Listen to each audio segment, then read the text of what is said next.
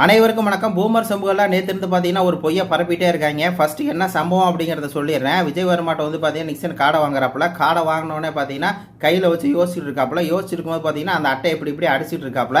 இப்போ இவங்க எல்லாம் என்ன ட்விட் போட ஆரம்பிச்சிட்டாங்க அப்படின்னா இப்படி அடிக்கலை, அது பார்த்தீங்கன்னா இப்படி பார்த்தீங்கன்னா ஸ்க்ராட்ச் போட்டிருக்காரு அப்படின்னு சொல்லி இந்த சொல்கிறாங்க. இதுக்கு என்ன சொல்கிறாங்க அப்படின்னா பக்கத்தில் இருக்க பூர்ணிமா பார்த்தீங்கன்னா அதை செய்யாத அப்படின்னு சொல்கிறாங்க. உடனே பார்த்தீங்கன்னா மாயா அதுக்கு என்ன ரிப்ளை கொடுக்குறாங்க அப்படின்னா அதை நீ சொல்லாத அப்படிங்கிற மாதிரி அவங்க ரிப்ளை கொடுக்குறாங்க. அப்போ இது பார்த்தீங்கன்னா ஃபேக்காக அந்த இடத்துல பார்த்தீங்கன்னா ஒரு மார்க் மாதிரி, அதாவது ஒரு கார்டுக்கு ஒரு மார்க் மாதிரி அவன் இப்படி பண்ணிட்டு தான் பார்த்தீங்கன்னா அவன் ஜெயிச்சான், இது ஒரு ஃபவுல் கேம் அப்படிங்கிற மாதிரி பார்த்தீங்கன்னா எல்லா இணையத்தில் ஃபுல்லாக பரப்பிட்டு இருக்காங்க.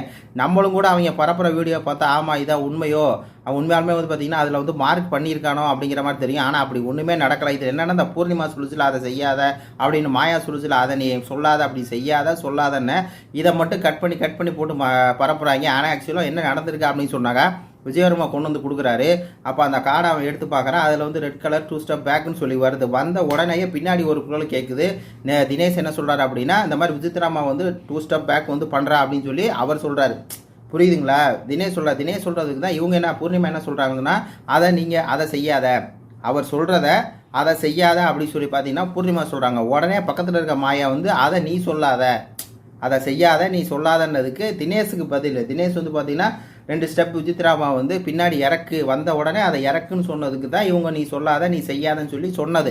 அந்த கான்வர்சேஷனை எடுத்து வச்சுக்கிட்டு இவங்க என்னன்னா இந்த மாதிரி பார்த்தீங்கன்னா இவன் மார்க் பண்ணுறான், மார்க் பண்ணும்போது தான் பார்த்தீங்கன்னா பூர்ணிமா சொல்லுது அதை நீ செய்யாத அப்படின்னு சொல்லி, உடனே மாயா திரும்பி அதை நீ சொல்லாத அப்படிங்கிற மாதிரி பார்த்தீங்கன்னா இந்த மொத்த வீடியோவுமே அப்படி ஜோடிச்சு ஏதோ பார்த்தீங்கன்னா நிக்சன் சீட்டிங் பண்ணி தான் அந்த கேமில் ஜெயிச்சிருக்கு. அதாவது மார்க் போட்டுக்கிட்டான் அப்படிங்கிற மாதிரி பார்த்தீங்கன்னா இதிலே பார்க்கலாம். அதாவது ஸ்கெட்சிங் பண்ணிட்டாங்களா அந்த சேகர். அப்புறம் இன்னும் லேடிஸ் எல்லாம் பார்த்தீங்கன்னா அப்படி தான் பண்ணிட்டு இருக்கிறாங்க.